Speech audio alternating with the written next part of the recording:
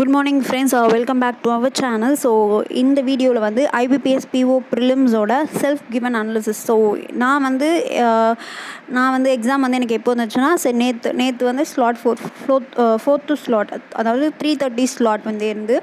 So அந்த ஸ்லாட்டோடைய கொஷின்ஸ்லாம் எப்படி இருந்துச்சு அப்படின்றத பார்க்க போகிறோம். ப்ளஸ் நான் எப்படி அட்டன் பண்ணேன், ஸோ எவ்வளோ கொஷின்ஸ் அட்டன் பண்ணேன் அப்படின்றத பார்க்க போகிறோம். ஸோ ஈஸியாக இருந்துச்சா, மாட்ரேட்டாக இருந்துச்சா, டிஃபிகல்ட்டாக இருந்துச்சா, அதுதான் வந்து இந்த வீடியோவில் பார்க்க போகிறோம்.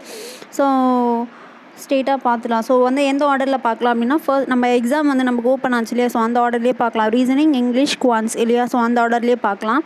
So first reasoning. ஸோ ரீசனிங்கில் என்னென்ன கொஷின்ஸ் கேட்டிருந்தாங்க அப்படின்னா, ஸோ ஃபர்ஸ்ட் வந்து சர்க்கிள் பேஸ்டு. ஸோ சர்க்கிள் பேஸ்டில் வந்து என்ன பண்ணியிருந்தாங்க அப்படின்னா, மொத்தம் செவன் பர்சன்ஸு. அதுக்கப்புறம் நமக்கு டேரெக்ஷன் கொடுக்கல, அதில் இன்சைடா அவுட் சைடா அப்படின்றது கொடுக்கல. பட் கண்டிஷன் கொடுத்துருந்தாங்க, என்னென்னா அவுட் சைடு வந்து அதிகமாக இருக்கணும் இன்சைடை விட அப்படின்ற ஒரு கண்டிஷன் கொடுத்துருந்தாங்க. ஓகேவா. நெக்ஸ்ட் இந்த கண்டிஷனை கரெக்டாக அப்ளை பண்ணிங்க அப்படின்னா ஆன்சர்ஸ் வந்து கரெக்டாக வந்திருக்கும். நெக்ஸ்ட்டு வந்து இயர் பேஸ்டு. இதுதான் கொஞ்சம் ட்ரிக்கியாக இருந்தது. ஏன் அப்படின்னா இது 2 வேரியபிள், அதாவது பர்சன்ஸ் கொடுத்துருந்தாங்க ப்ளஸ் ஏஜ் கொடுத்துருந்தாங்க. ஸோ ஏஜ் கண்டுபிடிக்கிற மாதிரி இருந்துச்சு. அதாவது ஏஜ் கண்டுபிடிக்கணும்னு இல்லை. ஸோ ஏஜை வச்சு ப்ளஸ் ஏஜில் பர்சன்ஸ் மட்டும்தான் இல்லையா, பர்சன்ஸ் மட்டும்தான் கொடுத்துருந்தாங்க. பட் கேல்குலேஷன், அதாவது பசில் வந்து எப்படி சால்வ் பண்ணுற மாதிரி இருந்துச்சுன்னா, ஏஜை பேஸ் பண்ணி கொஞ்சம் சால்வ் பண்ணுற மாதிரி இருந்துச்சு. ஸோ அதனால் கொஞ்சம் அது வந்து கேல்குலேட்டிவாக இருக்க மாதிரி இருக்கும். ஸோ கொஞ்சம் வந்து டைம் எடுக்கிற மாதிரி இருக்கும். நெக்ஸ்ட்டு மந்த் பேஸ்டில் வந்து தேர்ட் வந்து month. So June, July, August, September. அதுக்கப்புறம் டேட் வந்து 11/28 இதை வச்சு கொடுத்துருந்தாங்க. இதில் வந்து இதுவும் ஈஸியாக தான் இருந்துச்சு. நெக்ஸ்ட்டு வந்து லீனியர் ரோவில் வந்து அன்சர்டைன் எவ்வளோ பர்சன்ட்ஸ்ன்னு சொல்ல. So uncertain people. அதுக்கப்புறம் இவங்க வந்து நார்த்தை பேஸ் பண்ணி உட்காந்துட்டு இருந்தாங்க, நார்த் டைரக்ஷன். ஓகேவா. ஸோ டைரக்ஷன் வந்து நார்த்து. நெக்ஸ்ட்டு வந்து டே பேஸ்டு பசில். ஸோ டே பேஸ்டில் வந்து என்னென்னா மண்டே டு சாட்டர்டே வரைக்கும் 6 பர்சன்ஸ் இல்லையா. ஸோ 6 பர்சன்ஸு ப்ளஸ் கலர் கொடுத்துருந்தாங்க, டபுள் வேரியபிள். ஸோ இதுவும் ஈஸியாக தான் இருந்துச்சு. Next inequality. எனக்கு இந்த பசிலெலாம் வந்து எத்தனை கொஷின்ஸ் கேட்டிருந்தாங்க, அதாவது ஒரு பசிலில் 4 கொஷினா 5 கொஷினா அப்படின்றது எனக்கு அக்யூரேட்டாக ஞாபகம் இல்லை. ஸோ பட் நீங்கள் அதில் சில கொஷின்ஸ்லலாம் எப்படி கேட்டிருந்தாங்கன்னா, நாட் ட்ரூ அப்படின்னு கேட்டிருந்தாங்க. ஸோ நீங்கள் அதெல்லாம் பார்த்து வந்து ஆன்சர் பண்ணியிருக்கணும். வெறும் ட்ரூன்னு பார்த்துட்டு ட்ரூக்கான ஆன்சர் கொடுத்துருந்துருக்கணும். இப்போ ஒரு பசில் இருக்குது அப்படின்னா ஒரு 3 ஸ்டேட்மெண்ட் கொடுத்துட்டு இதில் எது நாட் ட்ரூ அப்படின்னு கேட்டிருந்தாங்க. சில கொஷின்ஸ் வந்து எது ட்ரூ அப்படின்னே கேட்டிருந்தாங்க. சில கொஷின்ஸில் ஃபால்ஸ் எது அப்படின்னு கேட்டிருந்தாங்க. ஸோ இப்போ ஃபால்ஸ் எதுன்னு கேட்டிருந்தால் நம்ம அதை போட்டுட்ருக்கப்போ, நாட் ட்ரூ அப்படின்னு இருக்கப்போ நம்ம கரெக்டாக யோசிச்சு ஓகே அதுக்கு தப்பானது எதுவோ அதை போட்டிருக்கணும். ஸோ அந்த மாதிரியான கொஞ்சம் இது இருந்துச்சு. ஸோ அதெல்லாம் பார்த்து போட்டிருக்கணும். மற்றபடி வேறு எதுவும் இல்லை. அதுக்கப்புறம் இன்இக்வாலிட்டி. ஸோ எதுவுமே எனக்கு வந்து ஒரு டாபிக் அப்படின்னா அதில் எத்தனை கொஷின்ஸ் கரெக்டாக எனக்கு ஞாபகம் இல்லை. பட் இதெல்லாம் தான் கேட்டிருந்தாங்க. ஓகேவா. ஸோ மினிமம் ஒரு 3 கொஷின்ஸ் கேட்டிருப்பாங்க இன்இக்வாலிட்டியில். நெக்ஸ்ட்டு சில்லாஜிசம், அதுக்கப்புறம் ஆட் ஆன் அவுட்டு, அதுக்கப்புறம் பேர்.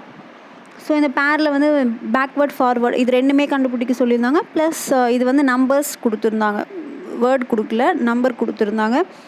Next word formation, 4 letter meaningful word வந்து கண்டுபிடிக்க சொல்லியிருந்தாங்க.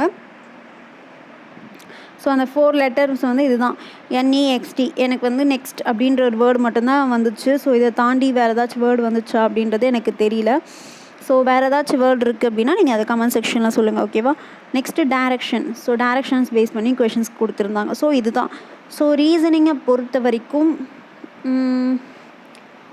ஓகே ஈஸியாக தான் இருந்துச்சு. ஸோ அந்தளவுக்கு, அதாவது ப்ராக்டிஸ் நல்லா பண்ணியிருக்கீங்க அப்படின்னா ரீசனிங் வந்து ஈஸியாக தான் இருந்திருக்கும். ஸோ அந்தளவுக்கு பெருசாக வந்து நம்ம ஸ்டக் ஆகிடுவோம் அப்படின்ற மாதிரி ஏதாச்சும் ஒரு பசில் மேபி ஸ்டக் ஆகிற மாதிரி இருந்தால் இந்த இயர் பேஸ்டில் தான் வந்து ஸ்டக் ஆகியிருக்கலாம். இல்லை அப்படின்னா, ஏன்னா அதுதான் வந்து கொஞ்சம் ஏஜ் வச்சு நம்ம கால்குலேட் பண்ணுற மாதிரி இருந்துச்சு. மீது எதுவும் வந்து அந்தளவுக்கு ட்ரிக்கியாக இல்லை. ஓகேவா. எஸ், சரி, ஓகே. நெக்ஸ்ட்டு பார்க்கலாம். நெக்ஸ்ட்டு வந்து என்ன கேட்டிருந்தாங்க, இங்கிலீஷில் வந்து கட் கார்னர்ஸ். இந்த கட் கார்னர்ஸ் அப்படின்றது வந்து என்ன அப்படின்னா, அதாவது 3 ஸ்டேட்மெண்ட்ஸ் கொடுத்துருந்தாங்க. அந்த ஸ்டேட்மெண்ட்ஸில் இந்த கட் கார்னர்ஸ் அப்படின்ற வேர்டை வந்து யூஸ் பண்ணியிருந்தாங்க. ஸோ அதில் வந்து எந்த வேர்ட் கரெக்டாக யூஸ் பண்ணி, அதாவது அந்த சென்டென்ஸில் இந்த வேர்ட் கரெக்டாக யூஸ் பண்ணியிருக்காங்களா அப்படின்ற மாதிரி, எந்த சென்டென்ஸில் இந்த வேர்ட் கரெக்டாக யூஸ் பண்ணியிருக்காங்க அப்படின்ற மாதிரி கேட்டிருந்தாங்க. ஸோ இது ஒரு கொஷின் தான் வந்துச்சு. ஸோ நெக்ஸ்ட்டு பேராஜம்பிள்ஸில் 6 கொஷின்ஸ் கேட்டிருந்தாங்க. ஏன்னா 6 ஸ்டேட்மெண்ட் இருந்துச்சு. So 6 questions. Next grammar error. So grammar error வந்து 5 இருந்துச்சு. ஸோ எரர்லாம் வந்து எனக்கே கன்ஃபியூசிங்காக தான் இருந்துச்சு. ஸோ எரர் எங்கே இருக்குது அப்படின்றதே வந்து கரெக்டாக கண்டுபிடிக்க முடியல. ஸோ எரர் வந்து எனக்கு கொஞ்சம் ட்ரிக்கியாக இருக்க மாதிரி தான் இருந்துச்சு. ஸோ நெக்ஸ்ட்டு வந்து வேர்ட் ரீப்ளேஸ்மெண்ட், இதெல்லாம் ஈஸியாக தான் இருந்துச்சு. நெக்ஸ்ட்டு ஆர்சி வந்து ஹோம்லெஸ்னஸா அதை பற்றி கேட்டிருந்தாங்கன்னு நினைக்கிறேன். அதை பற்றி பேராகிராஃப் கொடுத்துருந்தாங்க. நெக்ஸ்ட்டு ஆர்சியும் அந்தளவுக்கு டஃப்பாக இல்லை. ஸோ ஈஸியாக தான் இருந்துச்சு. Next word swap. So word ஸ்வாப்பும் ஈஸியாக தான் இருந்துச்சு. ஸோ இதில் வந்து இங்கிலீஷை பொறுத்த வரைக்கும் நமக்கு அக்யூரசி தான் முக்கியம். ஏன்னா மற்ற 2 இதுலேயுமே நம்ம வந்து ஆன்சர் வந்தால் தான் நம்ம போடுவோம் கரெக்டாக. நம்ம ஏதாச்சும் நம்ம மிஸ்டேக்ஸ் பண்ணியிருந்தால் தான். பட் இங்கிலீஷை பொறுத்த வரைக்கும் கெஸ் ஒர்க் அப்படின்றது ஓகே 1-2 பண்ணலாம். பட் நிறைய வந்து பண்ணுறது வந்து நெகட்டிவ் மார்க்குக்கு கொண்டு போகும். ஸோ அதனால் இங்கிலீஷும் ஓரளவுக்கு ஈஸி தான். அதாவது இந்த பேராஜம்பிள்ஸ் இதெல்லாம் வந்து நம்ம இதெல்லாம் தவிர்த்துட்டு மற்றதெல்லாம் பார்த்தோம் அப்படின்னா மற்ற எல்லாமே ஈஸியாக தான் இருந்துச்சு. ஆர்சியும் ஈஸி, வேர்ட் ரீப்ளேஸ்மெண்ட் இதுவும் ஈஸியாக தான் இருந்துச்சு, வேர்ட் ஸ்வாப்பும் ஈஸியாக தான் இருந்துச்சு. ஸோ இங்கிலீஷும் ஈஸி தான். ஸோ நெக்ஸ்ட்டு பார்த்தோம் அப்படின்னா குவான்ஸ். ஸோ குவான்ஸில் வந்து எனக்கு என்ன சொல்கிறதுனே தெரியல. ஸோ அரித்மெட்டிக் அப்ளிகேஷன் சம்ஸ் வந்து கேட்டிருந்தாங்க. ஸோ அதுவும் எனக்கு கரெக்டாக தெரில. அப்ராக்சிமேட்டாக ஒரு 10 கொஷின்ஸ் கேட்டிருக்கலாம். எனக்கு அது கரெக்டாக தெரில. ஏன்னா நான் ரீசனிங் செக்ஷன்லேயும் சரி, இங்கிலீஷ் செக்ஷன்லேயும் சரி 1 கிளாஸ் அதாவது என்ன சொல்கிறது, எல்லா கொஷின்ஸுமே பார்த்தேன். அந்த டைமுக்குள்ளே எல்லா கொஷின்ஸுமே பார்த்தேன். பட் குவான்ஸில் என்னால் அப்படி பார்க்க முடியல. நான் கொஷின்ஸ் பார்க்காமலாம் விட்டுருந்தேன். ஸோ அதனால் எனக்கு அது கரெக்டாக தெரில. நெக்ஸ்ட்டு அப்ராக்சிமேஷன் கேட்டிருந்தாங்க, ராங் நம்பர் சீரீஸ் கேட்டிருந்தாங்க. அப்ராக்சிமேஷன்லேயும் 1-2 கொஷின்ஸ் வந்து எப்படி இருந்துச்சுன்னா கொஞ்சம் கால்குலேட்டிவாக இருந்துச்சு. ஸோ ராங் நம்பர் சீரீஸை பற்றி சொல்லவே வேணாம். நம்ம எப்படி இருக்கும்ன்றது நமக்கு தெரியும். அதுக்கப்புறம் நான் வேறு கொஷின்ஸ் எதுவுமே பார்க்கல. ஆனால் நான் பார்த்த வரைக்கும் டிஐயில் வந்து கேஸ்லெட் இருந்துச்சு. ஸோ என்ன கேஸ்லெட், அதாவது கேஸ்லெட் இருந்துச்சுன்னு தெரியும். நான் டாபிக்லாம் பார்க்கல. நெக்ஸ்ட்டு டிஐயில் வந்து ஐ திங்க் டேபிள் டிஐ இருந்துச்சுன்னு நினைக்கிறேன். நான் கொஷின் எதுவுமே ஃபுல்லாக பார்க்கல. ஸோ அதனால் எனக்கு குவான்ஸை பொறுத்த வரைக்கும் எனக்கு ஐடியாவே இல்லை என்ன கேட்டிருந்தாங்க. ஏன் குவான்ஸுக்கு இந்த வேர்ட், அதாவது மார்க் டெஸ்ட்டில் எல்லாம் அட்லீஸ்ட் நம்மளால் போட முடியல அப்படின்னாலும் நான் கொஷின்ஸை ஃபுல்லாக பார்த்துடுவேன். பட் ஆனால் ரியல் எக்ஸாமில் என்னால் அது ஏன் என்ன ஆச்சுன்னு எனக்கு தெரியல. ஒருவேளை கஷ்டமாக இருந்துச்சா, அதனால் பார்க்க முடியலையா, எனக்கு அது கரெக்டாக தெரியல. ஸோ கொஷின்ஸே என்னால் பார்க்க முடியல, குவான்ஸை மட்டும். ஸோ அதனால் குவான்ஸ் வந்து ஏன்னா இப்போ என்ன கேஸில் கேட்டிருந்தாங்க, என்ன டிஐ கேட்டிருந்தாங்கன்றது பார்த்தா தான் அது ஈஸியாக கஷ்டமா அப்படின்றதே நம்மளால் அது ஜட்ஜ் பண்ண முடியும். ஸோ அதனால் குவான்ஸ் வந்து எனக்கு சுத்தமாக ஐடியா இல்லை. சரி ஓகே, இப்போ என்னுடைய வந்து அட்டெம்ப்ட் நான் சொல்கிறேன். ஸோ அட்டெம்ப்ட் சொல்கிறதுக்கு முன்னாடி நான் என்னென்னலாம் பண்ணேன் அப்படின்றத, அதாவது எக்ஸாம்ஸில் நான் எப்படி அப்ரோச் பண்ணேன் அப்படின்றத சொல்கிறேன். ஃபர்ஸ்ட் வந்து ரீசனிங் செக்ஷனில் ஸோ ஆஸ் யூஷுவல் நான் மார்க்ஸ்லலாம் எப்படி லைனாக அட்டென்ட் பண்ணணும் அதே மாதிரி தான் லைனாக அட்டென்ட் பண்ணேன். இன்கேஸ் ஏதாச்சும் ஒரு சம் எனக்கு டைம் எடுக்கும் அப்படின்னு தோணுச்சுன்னா ஸ்கிப் பண்ணுவேன். ஸோ அதே மெத்தட் தான் ரியல் எக்ஸாம்லேயும் நான் அப்ரோச் பண்ணேன். ஸோ ரீசனிங்லேயும் நான் அதே மாதிரி தான் பண்ணேன். பட் நான் வந்து ஸ்டக் ஆகலையா எங்கேயுமே அப்படின்னு கேட்டால் நானும் ஸ்டக் ஆனேன். ஃபஸ்ட்டு கொஷினே எனக்கு சர்க்கிள் பேஸ்டு கொஷின்ஸ் தான் வந்துச்சுன்னு நினைக்கிறேன். ஃபஸ்ட்டு கொஷின்லேயே வந்து இல்லை ஃபஸ்ட்டு வந்து இயர் பேஸ்டு கொஷின்ஸ் வந்துச்சு. அந்த 2025 பேஸ் இயர் அந்த கொஷின் வந்துச்சு. பட் அதெல்லாம் வந்து நான் கால்குலேட் போட்டுவிட்டேன். நான் ஸ்டக் ஆனது அப்படின்னு பார்த்தோம்னா அந்த சர்க்கிள் பேஸ்டு கொஷின்ஸில். ஏன்னா என்ன பண்ணேன் அப்படின்னா கொஷினை ஒழுங்காக படிக்காமல் பியோட இமிடியேட் லெஃப்ட் ஏ அப்படின்னு ஒன்று இருந்துச்சு. நான் என்ன பண்ணிட்டேன் அப்படின்னா பியோட இமிடியேட் ரைட் ஏன்னு வச்சு போட்டேன். ஸோ அதனால் என்ன ஆச்சு அப்படின்னா எனக்கு ஆன்சரே தப்பாக வந்துச்சு. பட் அது நான் எங்கே கண்டுபிடிச்சேன்னா, ஒரு கொஷின்ஸ் அந்த பசிலோட கொஷின்ஸ்க்கு நான் ஆன்சர் போடும்போது ஆன்சர் வரவே இல்லை. ஸோ அதை வச்சு நான் கண்டுபிடிச்சேன் என் பசில் தப்பு அப்படின்றது. இல்லைனா அந்த இடத்துல வந்து எனக்கு என்ன ஆயிருக்கும் அப்படின்னா, மார்க் அப்படியே ஃபுல்லாக போயிருக்கும். ஸோ அதுக்கப்புறம் அதை கண்டுபிடிச்சி போட்டேன். ஸோ அதனால் வந்து அங்கே கொஞ்சம் டைம் எடுத்துச்சு எனக்கு. பட் அதர்வைஸ் வந்து வேறு எதுக்கும் எனக்கு பெருசாக டைம் வந்து கன்சியூம் ஆகலை. அந்த மீனிங்ஃபுல் வேர்டு மட்டும் நான் என்ன பண்ணேன் அப்படின்னா ஸ்கிப் பண்ணிட்டு மீதி எல்லாமே லைனாக போட்டே தான் வந்தேன்.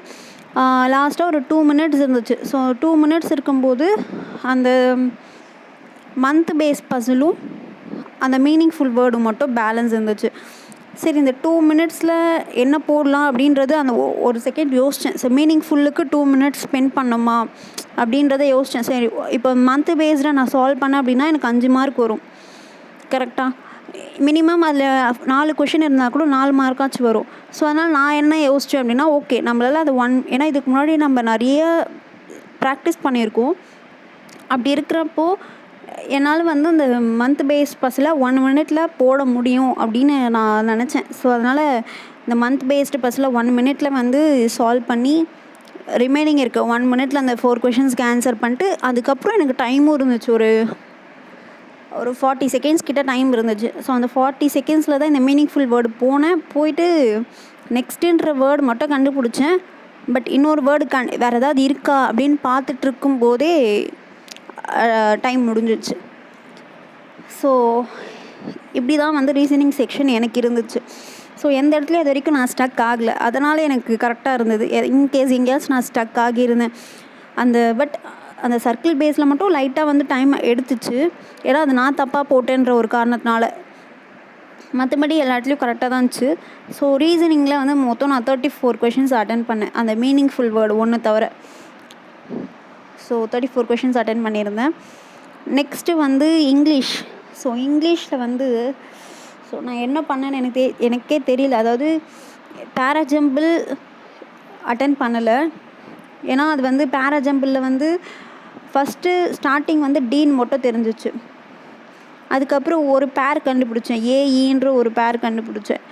ஸோ இதை தாண்டி எனக்கு மற்ற இது அரேஞ்ச் பண்ண வரலன்றதை விட எப்படி அரேஞ்ச் பண்ணுறதுன்னு எனக்கு. ஸோ அந்த இடத்துல வந்து பேராஜம்பிளில் கன்ஃபியூஸ் ஆகிட்டேன். ஸோ நான் இந்த டிஎன் ஸ்டார்டிங்கும் வந்து நான் மார்க் பண்ணல. ஏன்னா சரி தப்பாயிடுமோ அப்படின்னு ஒரு பயம். ஸோ அதனால் இந்த பேராஜம்பிள் 6 கொஷின்ஸ் அப்படியே ஸ்கிப் பண்ணிட்டேன். அதுக்கப்புறம் எரர் கொஷினில் வந்து என்ன பண்ணேன் அப்படின்னா 3 கொஷின் ஸ்கிப் பண்ணேன். ஸோ ஏன்னா எரர் வந்து கொடுத்ததே 5 தான். பட் நான் 2 தான் அட்டன் பண்ணேன். மீதி 3 நானும் அதில் ஏதாவது எரர் இருக்கான்னு பார்க்குறேன். எனக்கு எரர் இருக்க மாதிரியே ஃபீல் ஆகலை. ஸோ அதனால் சரி வேணாம், எதுக்கு அதில் வந்து நம்ம ரிஸ்க் எடுக்கணும் அப்படின்னு சொல்லிட்டு. ஏன்னா இப்போ எரர் வந்து நம்ம ஒன்று நினைப்போம், பட் அது இல்லாமையும் இருக்கலாம். அதனால் ஸோ எரர் வந்து நான் தொடவே இல்லை. ஸோ இங்கிலீஷில் மொத்தம் நான் வந்து 21 தான் வந்து அட்டன் பண்ணியிருந்தேன். ஸோ மேபி பேராஜம்பிள் 6 இருந்துச்சு. சரி அட்டன் பண்ணி இருக்கலாமா அப்படின்னு. ஏன்னா இப்போ பேராஜம்பிள் ஒரு இதுவும் நம்ம மாற்றி போட்டுட்டோம் அப்படின்னாலுமே, சீக்வன்ஸில் ஒன்று ஏதாவது மாற்றி போட்டுட்டோம் அப்படின்னாலுமே டோட்டலாக தப்பாயிடும். ஸோ அந்த ஒரு காரணத்தினால தான் நான் பேராஜம்பிள் சரி வேணாம் அப்படின்னு ஸ்கிப் பண்ணிட்டேன். ஸோ இதுதான். நெக்ஸ்ட்டு வந்து மேக்ஸ் குவான்ஸ். ஸோ குவான்ஸில் வந்து என்ன சொல்கிறது, எனக்கு குவான்ஸ் தான் கொஞ்சம் கஷ்டமாக போச்சு. ஸோ ஏன் அப்படின்னா,